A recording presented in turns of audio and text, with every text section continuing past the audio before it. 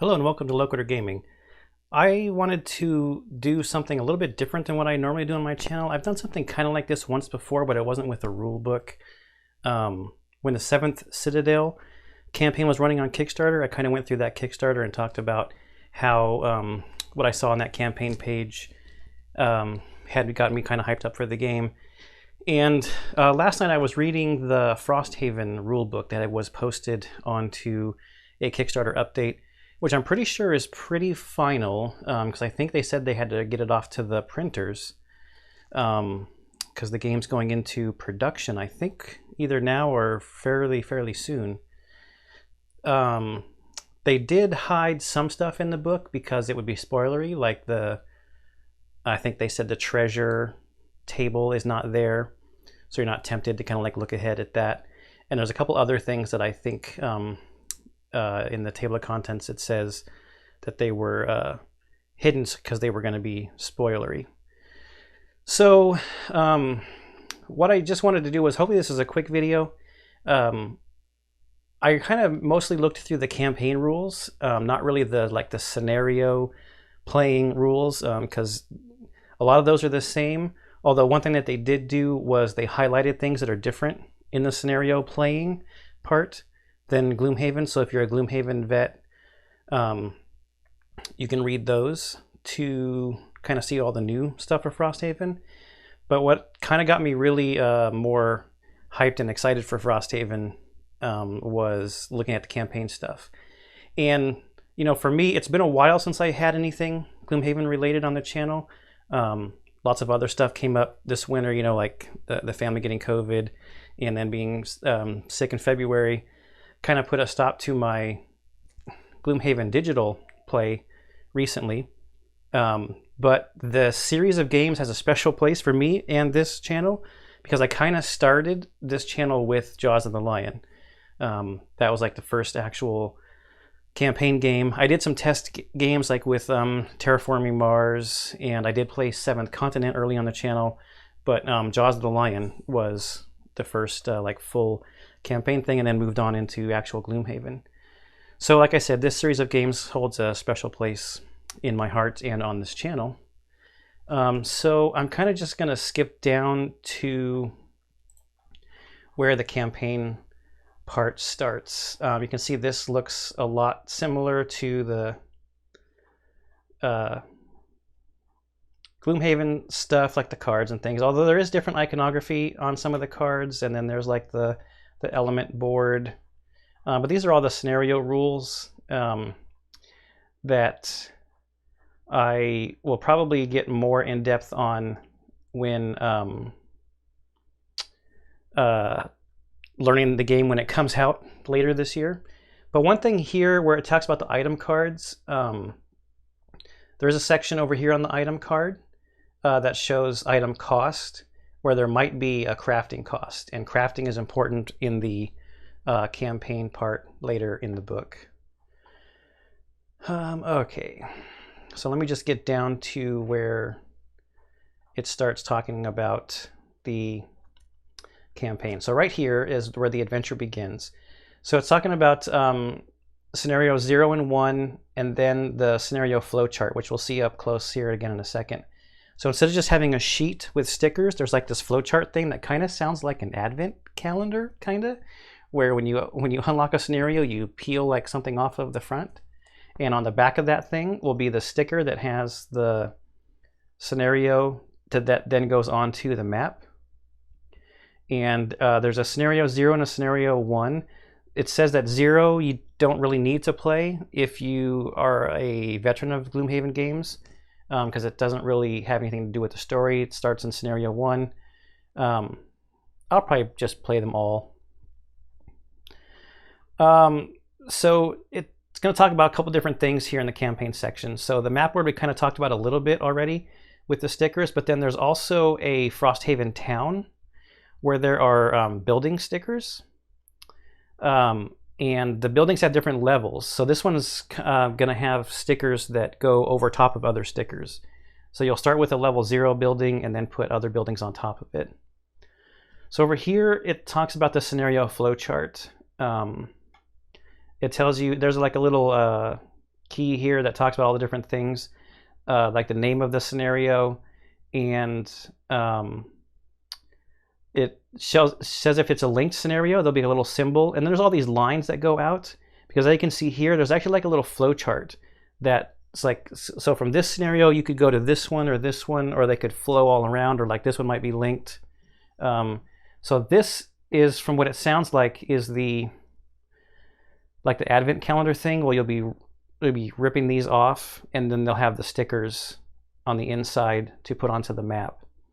And then kind of like in Gloomhaven, where sometimes you'll do something and a scenario gets closed off, there could be a red X sticker that you have to put onto the scenario to show that, hey, you actually can't do that one anymore.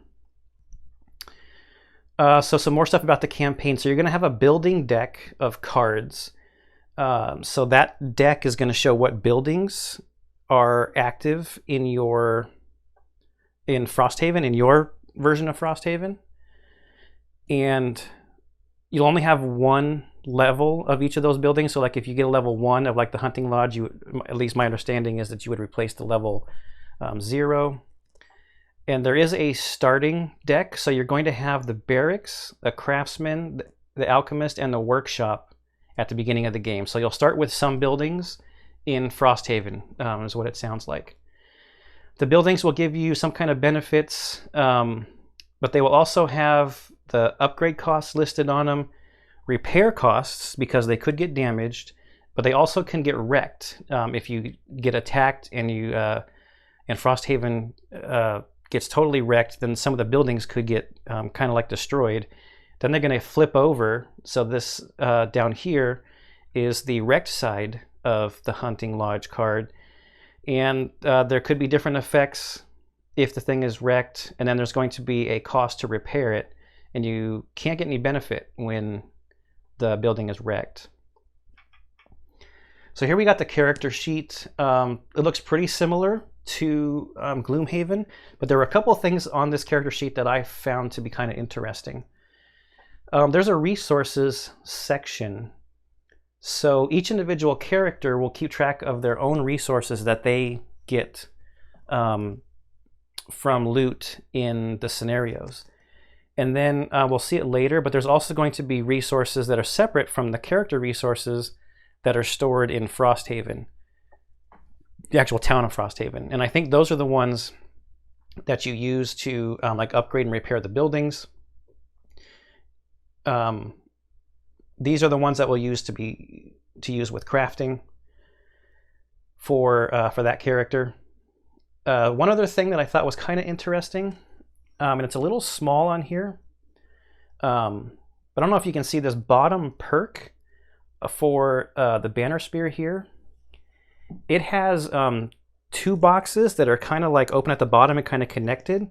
So for this perk, you have to check off both of those boxes in order to actually get that perk. It's different than these other ones where there are 2 like separate boxes where you could get that perk twice. This one is you have to fill in both of those boxes in order to actually get that perk. But then there's also this masteries section. So this mastery section is kind of like, they're kind of like battle goals, but they're more difficult. At least that's the way that I kind of feel about it, reading these right here. So like this mastery on the human banner spear, the top one says, attack at least 3 enemies with each of 3 different area of effect attack abilities. And the second one says, perform a banner summon ability on your first turn, keep the banner alive and within range 3 of you for the entire scenario. Those masteries, if you complete it, you get a perk. So it's kind of cool. It sounds like it could be difficult and something that you really got to work towards, like keeping a banner alive and within 3 spaces of you during the entire scenario. Something to work towards, but to get a perk. So that's kind of cool. The campaign sheet. So there's a lot on this campaign sheet to look at. The top here is a calendar. So every time you do a scenario, or sometimes you might also be instructed to mark this off, but every time you're instructed or do a scenario, you mark off one of these boxes, and you kind of go across the top, because there's a summer section and a winter section. And then the print is kind of small, but there's also like story paragraph numbers listed in these. So if you cross off one of those and there's a story paragraph, you're supposed to go read that story paragraph and do what it says. And there are different things that can happen, like different event decks for the winter and a different event deck for the summer. So you could get different things depending upon where you are.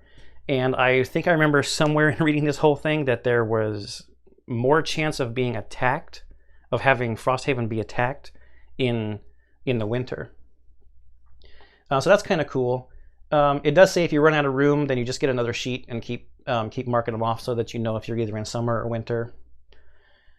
There's Frosthaven supply, where you'll track resources that characters have kind of given to Frosthaven. It says you can move them from your personal supply to Frosthaven supply. So then there's this box here for inspiration value, and I found this one to be kind of interesting. So it says that you could get inspiration, and when the party completes a scenario, they gain inspiration equal to 4 minus the number of characters. And then the party can spend any amount of inspiration in place of an equal number of material resources to pay for the cost of building, but also, this is the interesting part, characters can spend 15 inspiration when retiring to complete an additional personal quest. So what I think they're trying to do with this in the design here is allowing you to complete more personal quests with fewer characters so that you can unlock more characters. And we haven't gotten to it yet, but when you retire a character, you also unlock more buildings for Frosthaven. So I think they were when they were designing this, they were like, well, if 2 people are playing, they're not going to be able to unlock as many buildings and unlock as many new playable characters. The buildings part is probably more important for this game. So they've built this thing in here to where, hey, if you've only got 2 characters playing, and you complete a scenario, you're going to get 2 inspiration points. And as those build up, when somebody else finally retires, let them spend those to draw and complete another personal quest at the same time and unlock more stuff.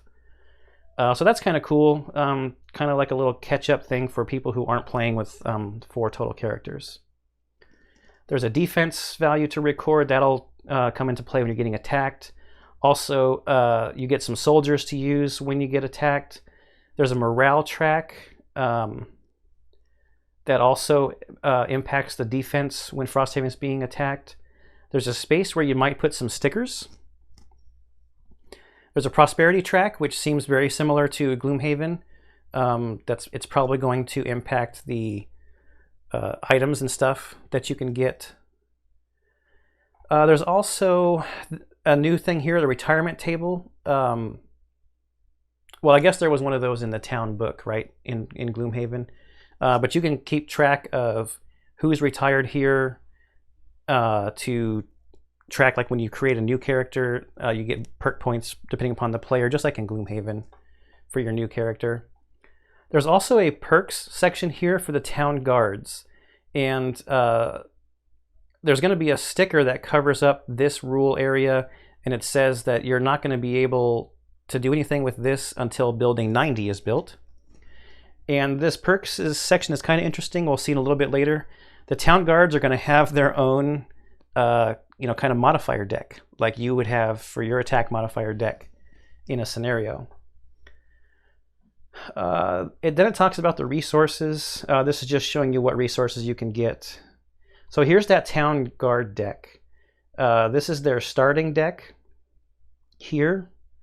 There is one card that's wreck, which is kind of like that's like the bad card, like the null, and then a success would just be an automatic pass. Here's where it talks about unlocking new buildings, where it says somewhere here it says that when you complete a personal quest, you'll unlock a building. The building still has to be built. You still have to pay the resource cost to build it, but you're unlocking it to be able to be built.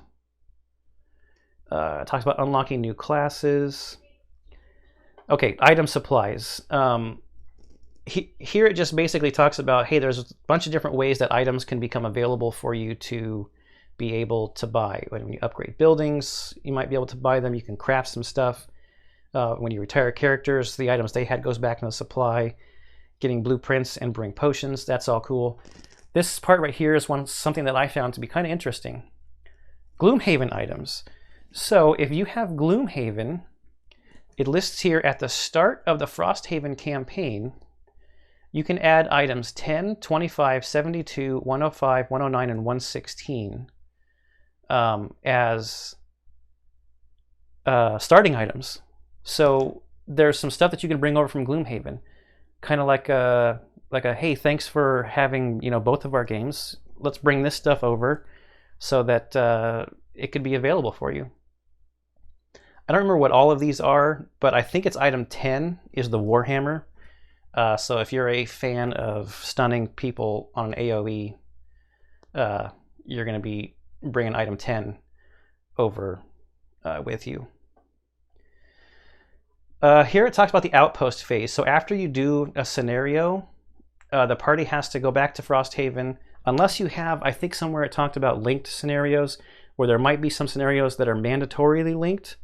In Gloomhaven, even if you had linked scenarios, you could choose to go back to Gloomhaven if you wanted to do the town event and buy stuff, whatever. I think I remember reading somewhere in here that there could be some that are forced link where you have to go from one to the other. But anyways, when you get back to Frosthaven, there's an outpost phase where you do these steps in order. So you've got passage of time. That's where you mark off on the calendar that we saw already. It talks about once the 10 boxes are ticked off, you change the seasons, go to the next season. And this is where it talks about going to the section book and reading something that might happen. Then you have an outpost event, which is kind of like, I think, the town events, but they seem a lot more involved in Frosthaven because here you might get an attack event. And this is where we were talking about the town guard deck before. So if you get an attack event, there's going to be an attack value, a target value, target priority, and you'll have to do a defense check. They could be attacking a number of different buildings. It's potential that they'll have specific targeted buildings that they want to target. And it walks you through the steps here, but just to touch on it, briefly, like you have to draw from that town event deck, or that town guard modifier deck, and see how it modifies your current defense total, which could have other modifiers like from your morale, and you have like a base value. You could draw that automatic wreck that just is going to wreck that building, and that's when you would flip it over to its wrecked side and have to repair it. Or buildings could just get damaged, where you'll have to repair it, which is a lower cost, it looks like, on that one example than actually having to rebuild the whole thing from it being wrecked. So this is cool. This is like an interesting little addition to the campaign, where hey, Frosthaven's out there in the wilderness, and there are people who are going to try to attack it at different points, and you need to help build it up with better defenses and things like that to help keep it safe. So building operations, the buildings might give you some benefits. And then this is another interesting thing about Frosthaven. There are these spaces in the rulebook, not just in the campaign, but I think there were a couple up in the scenario rules too, where there's a space for a sticker to go. So at some point, we're going to unlock something that adds to the rules, kind of like a legacy like game. So after you do the building operations step, then you get into downtime, and then downtime is where you can do any and all of these things. You can level up, retire characters, create a new character, craft items, brew potions, sell items. The one thing that I thought was kind of interesting, which it talks about here in leveling up, but it also talks about in creating a character. So it's right here in prosperity leveling. So since a new character always starts at level 1, they may immediately level up without meeting the experience requirement, even multiple times, as long as their level does not exceed half the current prosperity level rounded up. So this is a change from Gloomhaven. In Gloomhaven, you leveled up to the prosperity level. Here you're leveling up to half of the prosperity level, rounding up. So just a little different than Gloomhaven on that prosperity leveling there. Retiring a character is kind of similar. There were not only potentially new character classes to unlock, but also the building envelope to get. Crafting items, so non-potion items. There's a little bit of an example here where it shows what you would need to craft a new item, but you also might need like a... So this here is an example, like it says crude shield to the reinforced shield, so you would need the crude shield to upgrade to the reinforced shield is what I'm at least getting from this. Yeah, so they return, it says in the example, they return their crude shield to the available craftable supply and gain the reinforced shield, plus spending the resources required. And this at the start of the campaign, there's only items 1 through 10 that are available. There was also somewhere where it talked about, oh, so right here, since we're talking about items, purchasing items. So this is a little bit different. It says items cannot be purchased freely until building 37 is built. Until that happens, the items in the available purchasable supply can only be purchased with starting gold upon the creation of a new character or when a game effect specifically allows a character to do so. So it's different than Gloomhaven where you could just buy stuff when you were in town. This one, it seems like you got to wait until there's a proper building that's built.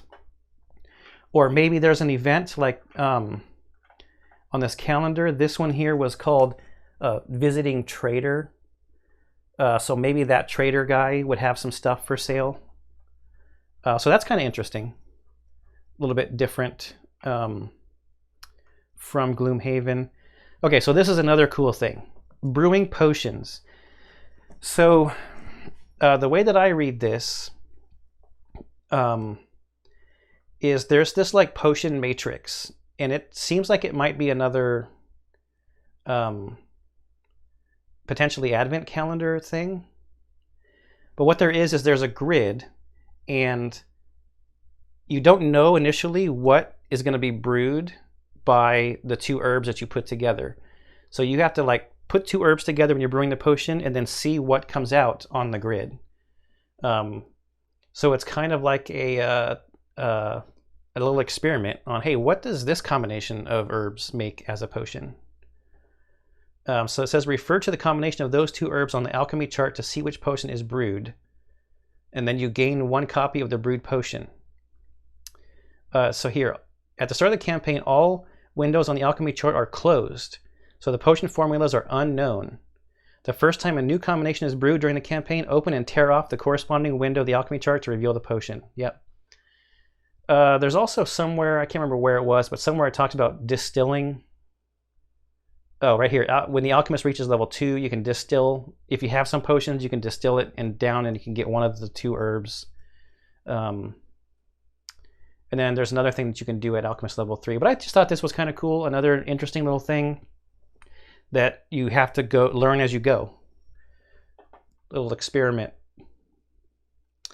Then here, this is the part that talks about constructing new buildings, building it, upgrading them, and then rebuilding it when they get wrecked. There's a space for a sticker right here. Then there's game variants here, but that's not really like super specific towards the campaign. So that's kind of the campaign stuff that kind of caught my eye. And then I'll just end it on this one last note. Appendix A, the component inventory.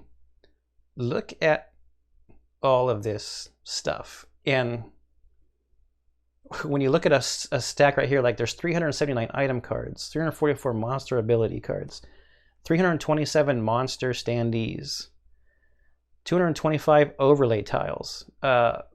There's going to be a lot going on in this game. So here's like the alchemy chart, a pad of the campaign sheets, the sticker sheets, 17 large talk boxes with all the characters and stuff in them. There's more appendixes here in the rulebook, but like I said, they left out a lot of the appendixes, like the treasure chart and things like that, just so it wouldn't be too spoilery. Okay, I didn't go through like every single tiny little detail, like I said before, just the stuff that kind of caught my eyes from the in the scenario section here. I'd be very interested to see in the comment section down below if you've taken a look at this, or if you backed Frosthaven and if you're waiting for it, and let me know if any of this stuff seems cool to you, or if there's any other rules that, if you've looked through this rulebook, any other things with the scenarios or the campaign section that you thought was interesting. Okay, that's just my quick little look at Frosthaven, so I hope you enjoyed this video. I hope you enjoy everything I post on the channel, and I'll see you in the next one.